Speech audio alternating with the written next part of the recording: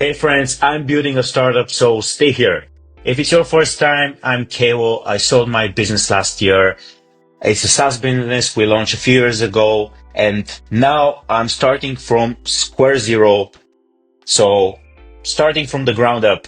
And this is my first practical video of sharing everything behind the scenes, and I'm doing everything in public. These videos are not scripted, so bear with me. This video, I'm going to talk about product validation and how I'm thinking about the whole idea of starting a SaaS startup from the ground up. How I'm thinking about validating ideas, how I'm thinking about researching ideas, how I'm thinking about organizing the customer feedback, different frameworks I'm thinking about. Everything will be also written as a article that you can read on my blog, which is blog.kelo.me. I will include any prompts, templates, links to tools, books, whatever. Everything will be there, so make sure to check it out. So let's jump straight into the gist of it. And I was really thinking where to start with this one because it's a long topic and it has been on my mind for a few weeks, and I'm not even including the time before I started actively working on this new startup, potential startup. So I will turn on the time machine and start with the first thing that I did a couple years ago, even before selling Encharge. And as a typical creator, the first thing that I started with was just jotting down a long ass list of startup ideas, which I call the startup idea dump. And this is the first one I have. I didn't even manage to find a digital version of it, so this is actually a printed version. Funny enough, there's just a random, well, not so random, but a wireframe sketch of, not a wireframe, a sketch of one of my ideas back at the time, and I'm going to talk about this in a bit. But what I've done here is I just wrote down how many, like 21 different ideas, or 22. I'm going to share this document in the blog post of different types of mostly AI-based tools. And keep in mind, this was 2 years ago. So it's super funny how things have changed since then. Some of these ideas have grown to be huge businesses. Like one of them was Glean.com, which is ranked number 10 in highest AI highest valuation for an AI startup. I think it's like 9 billion or something like that. Others have ceased to exist. Literally, there are URLs in this document that are not online anymore. And other tools, like other features, have been launched, and I'm not going to go into too much detail here, but I'll just briefly skim to some of the ideas that I have. First one was AI meeting notes assistants, extremely crowded even back then. As I said, that was 2 years ago. Now it's extremely crowded, and there's some really good players. Fathom being one of my favorite, one of them that I'm currently using for all of my sales and customer development calls. It gives you like an action list.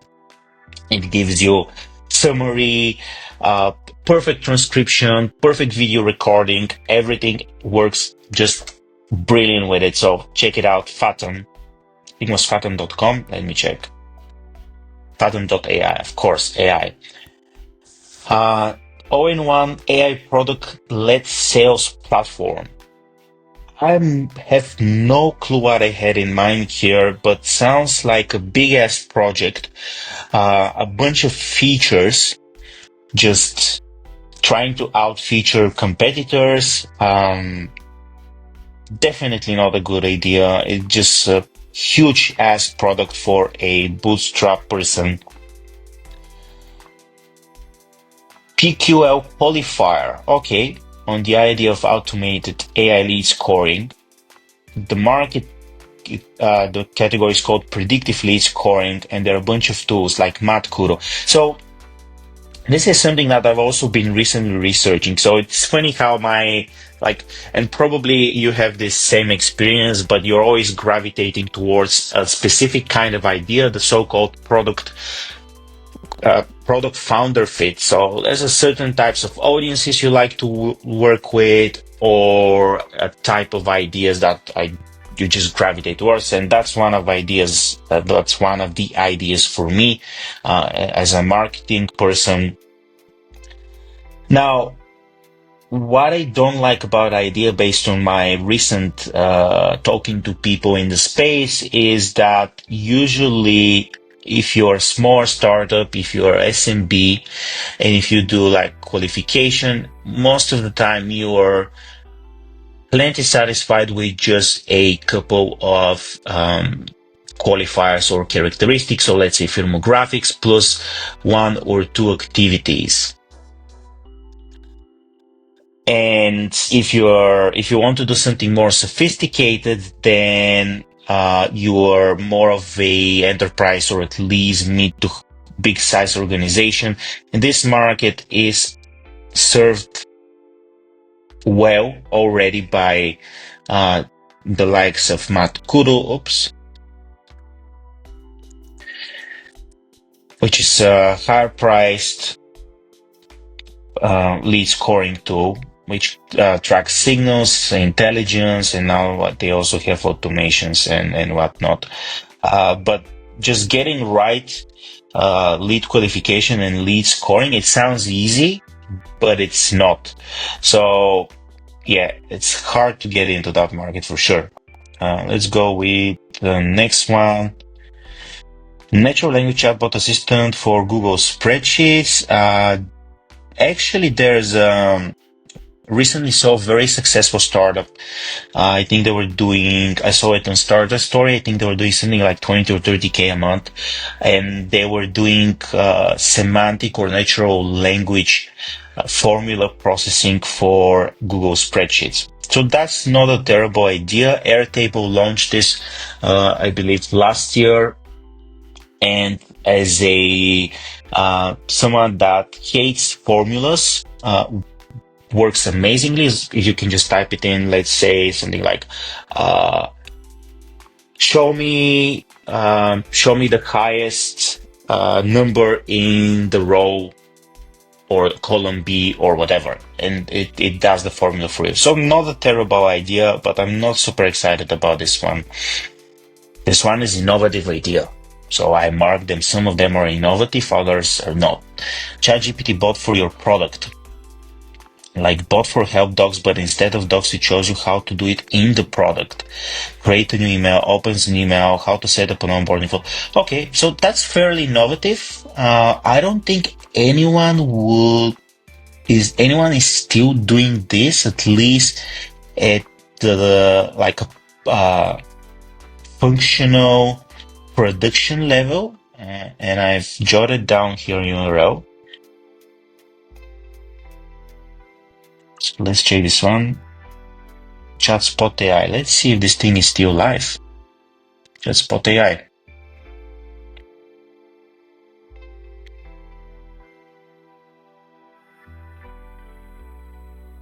Okay. Oh, wow. It leads to HubSpot. Maybe they've been acquired by HubSpot. Okay.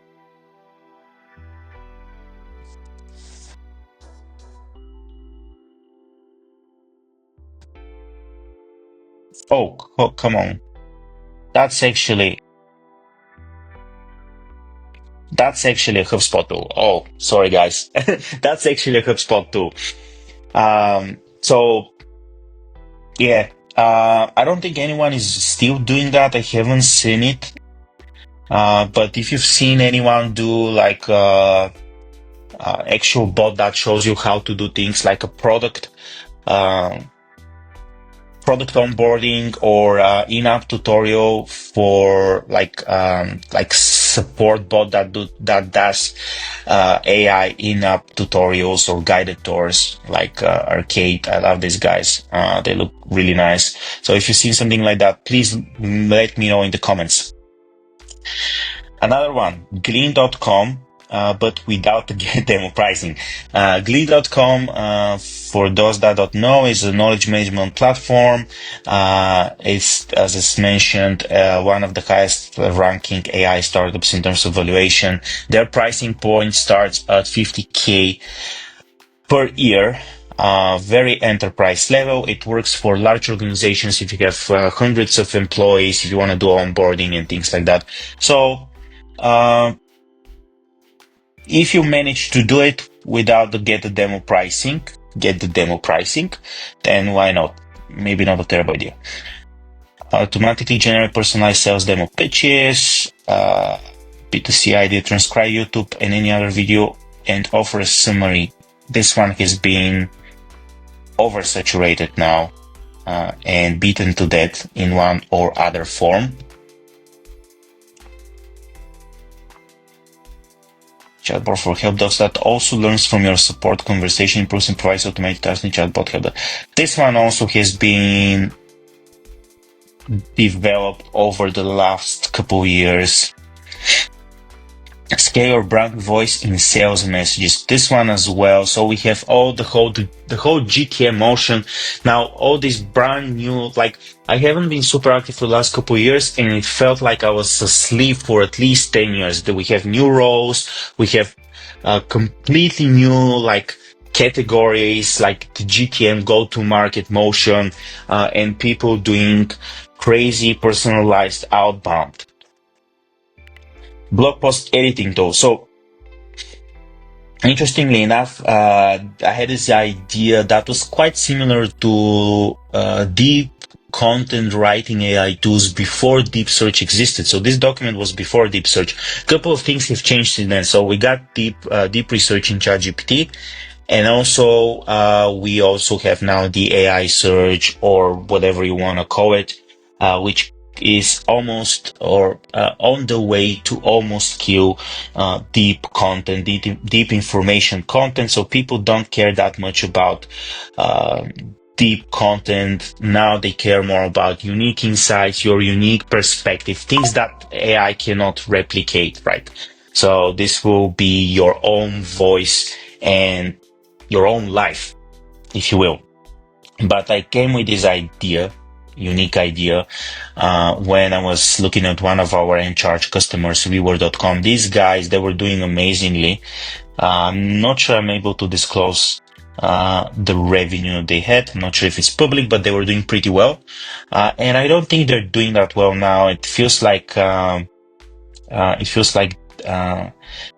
not actively working on the product. As far as I know from the co-founder, they just rode the wave of AI content tools a few years ago. But yeah, this is what it is. And there's a bunch of other tools here that you can check. Some of them are interesting, others not so much.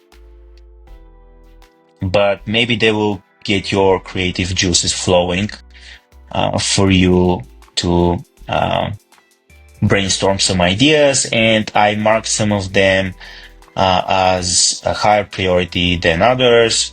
And unfortunately, we never really got to building anything here. So if there's one major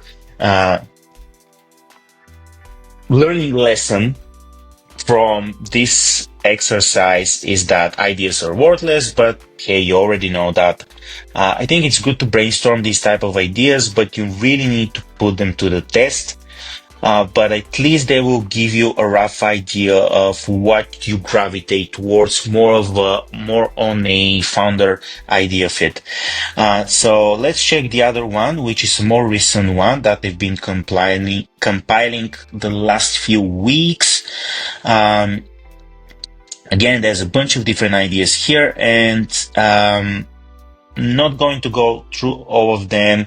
You can check them. I'll share the document with you.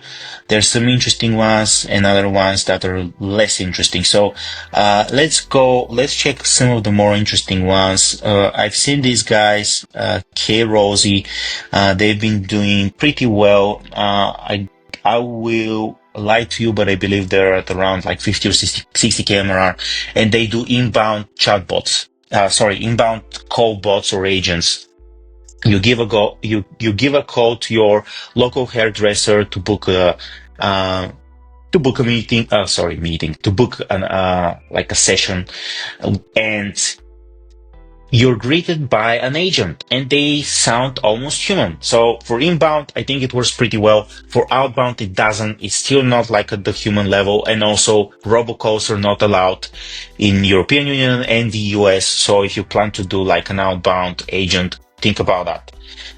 But that was an interesting idea that I kind of was thinking about, but never really figured out an angle or USP to tackle in this space. Another interesting one is this one, Get Aligned, which I think it's renamed to handhold.io. So they do AI agents for product demos and user activation. So they're standing somewhere in between like a support bot, but more focused on sales and with the actual demos. So they will give you like a presentation with like the tutorial, step-by-step guides on how to use a product. And so what I did here was one way to validate ideas. So take note, guys. If you want to validate an idea and there's already a direct competitor that's currently in development, or it's an early stage, you don't need to build the idea from scratch. You can just use their tool and see or like gauge the interest and the traction they already have. So what I did with these guys is like I reached out to a few communities on Slack and I just asked, all right, so what do you think about this tool?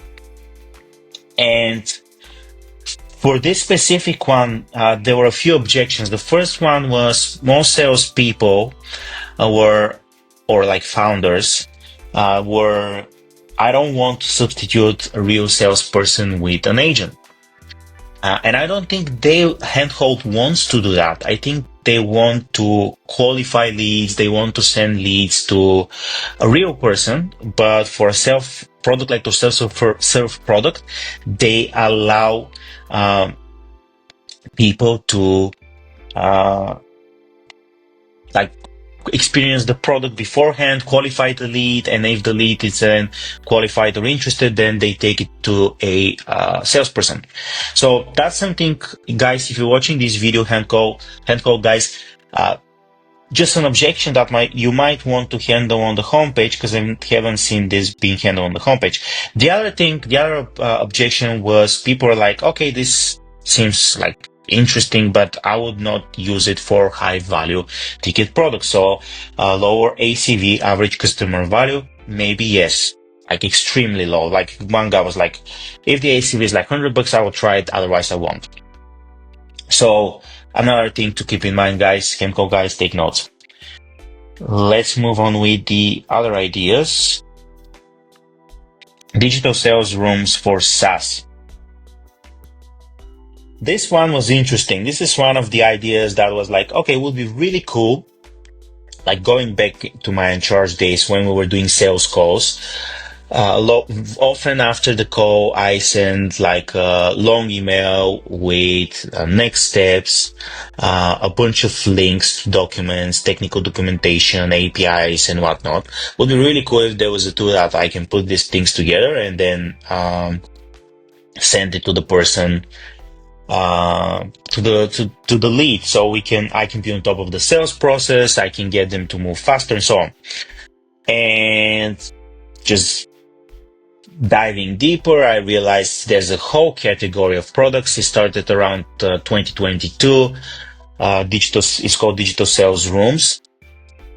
And these are like microsites or glorified Google Drives where sales account executive for a salesperson collects all of the sales collateral and just makes the sales process smoother, or as they say, sales is easy, selling is easy, buying is harder.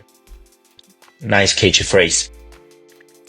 My idea was, what if there was like a sales room that was completely AI built, so AI first, because most of the sales rooms that I tried, like Trumpet, for example, or Get Aligned, they felt very legacy. They felt like AI was sprinkled on top, but on the back end, at the core, they were old tools. And my idea was like, what if this was a AI first product, sales room get generated automatically with AI.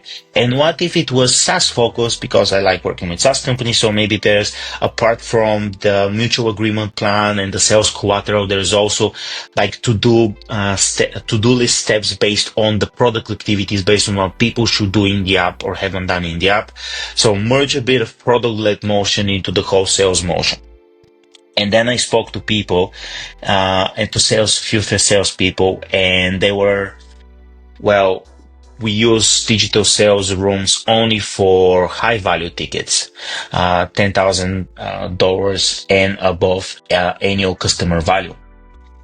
And there isn't that many of those people for product that for the need for a product to automates that process.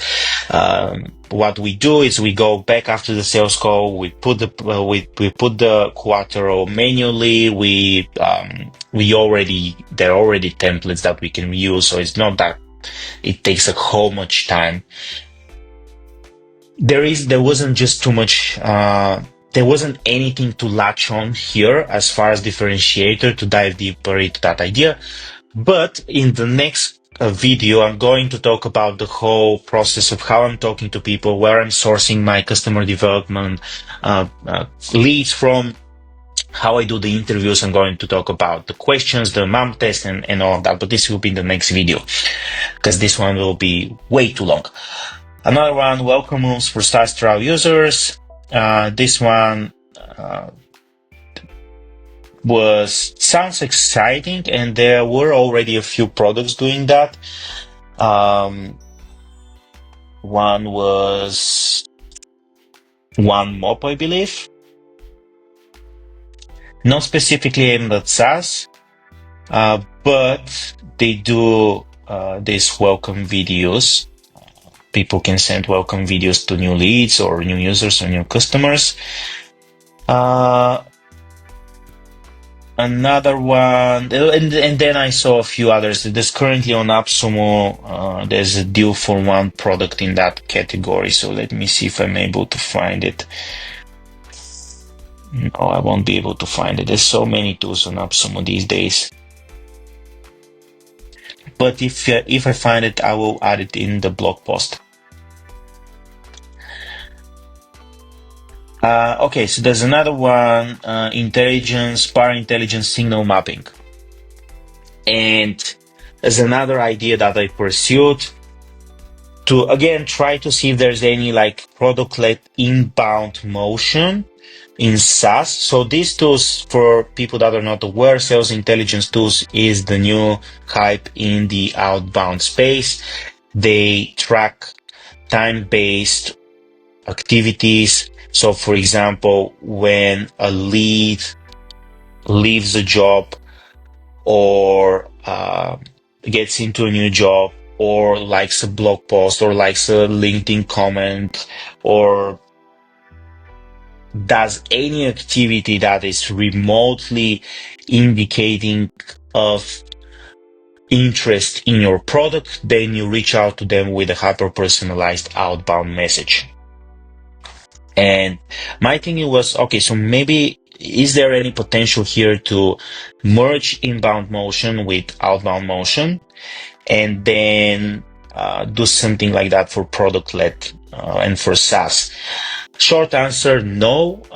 People that do like hot outbound, if we call like inbound leads that get into your funnel and then you reach out proactively to them, if we call that hot outbound, these people already use the existing solutions for outbound signals and for outbound lead enrichment.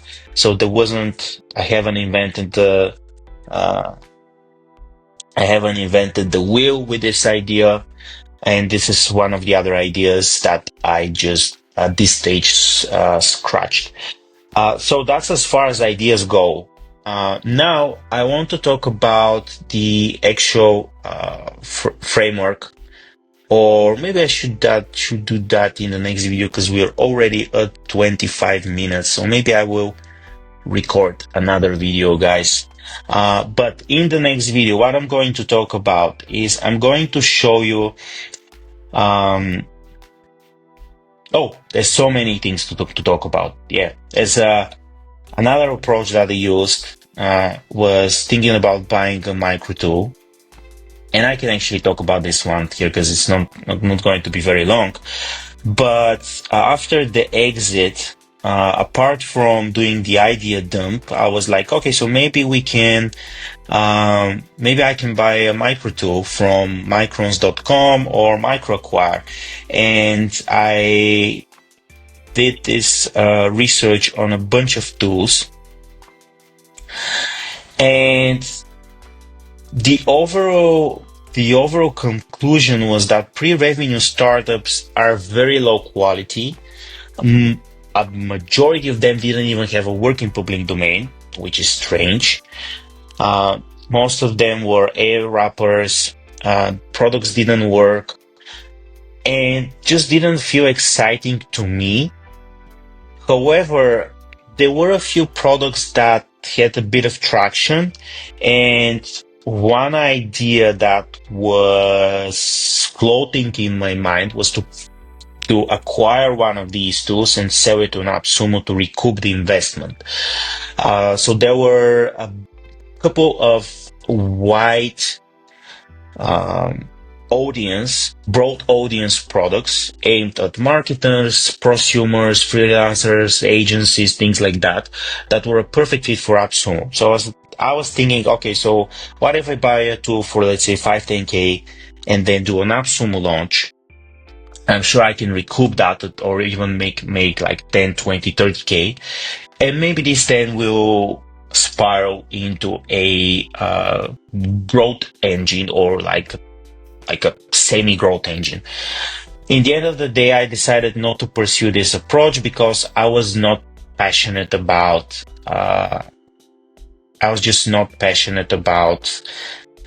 products that I haven't founded, products that are tiny, like single point solutions, and so on. So I didn't pursue that idea. So that's as far as I did startup ideas and my initial foray into thinking about building a new startup. In the next video, I'm going to talk about how I organize my research for new startup ideas, how I use ClickUp for that, and the exact templates and documents I use to collect feedback, to brainstorm ideas, things like that. I'm going to talk about 10 characteristics of a good idea for me. So what makes a good startup idea? I will share some frameworks, and I'm also going to show how I do deep research and also how I do G2 how I do G2 analysis of competitors. This will be the second video, and I think the third video, because this is going to be I'll have to break this into 3 videos because otherwise you won't watch it. It's just in one go. It's just too long. The third video will be how I do my current customer development calls and how I source customer development calls, how I record them, what are my tools, and so on, and how I come up with these conclusions for these ideas. So that's it for now. I think this will be actually more like week 0. Coming up with ideas. Thank you guys for taking the time. Make sure to follow me on YouTube and also check my blog on Substack, blog.kalo.me, where I share these, the templates here, and also this video as an article for people that, like me, prefer to read.